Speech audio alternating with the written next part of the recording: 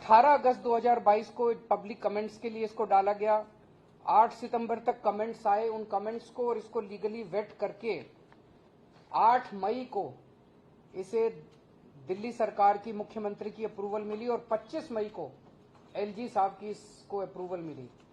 तो एलजी साहब से जब ड्राफ्ट स्कीम अप्रूव होके आई तो इसको दोबारा पब्लिक के कमेंट्स के लिए डाला गया 29 मई को, और जो अब कमेंट्स आए हैं उन सारे कमेंट्स के साथ, और 27 जुलाई को ट्रांसपोर्ट डिपार्टमेंट ने एक स्टेक होल्डर कंसल्टेशन भी किया, उससे जितने कमेंट्स आए, तो जो कमेंट्स आए हैं उसमें जो एलजी साहब ने अब अप्रूव की थी स्कीम वो बहुत ही माइनर 2-4 छोटे मोटे चेंजेस हैं। ये आज मैं अप्रूव कर रहा हूं इस स्कीम को और आज इसको एलजी साहब के पास भेजा जा रहा है। तो जैसा कि एलजी साहब इसको ऑलरेडी 25 मई को अप्रूव कर चुके हैं, तो उसमें बहुत माइनर चेंजेस हैं। मुझे उम्मीद है कि एलजी साहब इसको अब जल्दी अप्रूव कर देंगे और अब दिल्ली पूरे देश का पहला शहर होगा जहां पे इस किस्म की बस एग्रीगेटेड प्रीमियम बस एग्रीगेटर स्कीम आ रही है। और मेरा अपना मानना है इससे दिल्ली के लोगों को बहुत बहुत सुविधा मिलेगी, ट्रैफिक भी कम होगा, अच्छा ट्रांसपोर्ट भी मिलेगा, वर्ल्ड लेवल का ट्रांसपोर्ट मिलेगा और पोल्यूशन भी कम होगा। आज एक और आप लोगों को जानकारी के लिए बता दें, दिल्ली अकेला शहर था पूरे देश में, अकेला राज्य था जब कोविड के समय में हमने देखा कितनी तकलीफ हुई थी, लेकिन उस वक्त भी कई कोरोना वॉरियर्स थे जिन्होंने अपनी जान दांव पे लगा के दिल्ली के लोगों की सेवा की थी।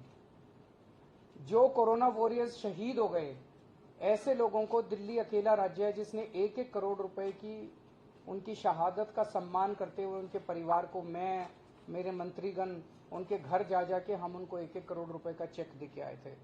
ऐसे बहुत सारे डॉक्टर्स हैं, हेल्थ वर्कर्स हैं, पुलिस वाले हैं, सफाई कर्मचारी हैं, टीचर्स हैं, पैरामेडिक्स हैं, वॉलंटियर्स हैं।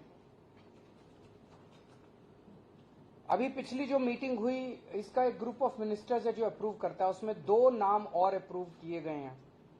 एक श्री सतपाल हैं जो नर्सिंग ऑर्डरली थे, वो डिस्ट्रिक्ट मेडिकल स्टोर साकेत में जो हाई रिस्क जोन था वहां से 40 डिस्पेंसरीज के लिए दवाइयां भेजा करते थे, जहां से हजारों हेल्थ वर्कर्स और पेशेंट्स के लिए दवाइयां जाती थी।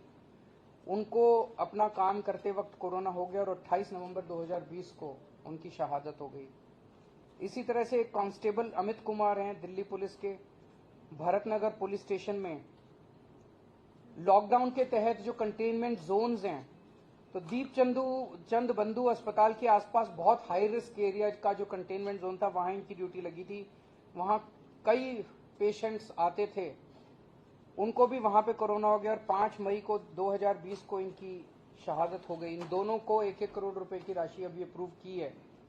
तो ओवरऑल अभी तक हम 92 कोरोना वॉरियर्स को 1-1 करोड़ रुपए की राशि दे चुके हैं, अप्रूव कर चुके हैं।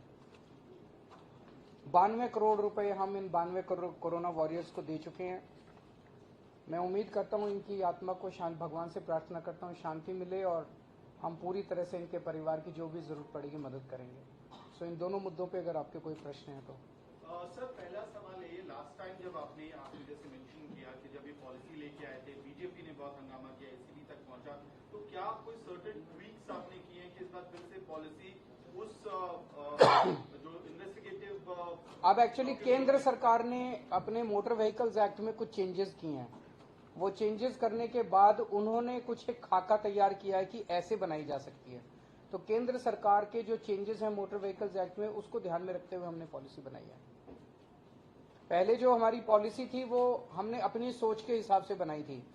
मुझे लगता है वो पॉलिसी केंद्र सरकार ने भी देखी थी, उन्होंने इंटरनली तारीफ भी की थी, तो उसको देखते हुए हो सकता है उन्होंने बाद में सब्सिक्वेंटली मोटर व्हीकल्स एक्ट में अमेंडमेंट किए हों। आज उस पर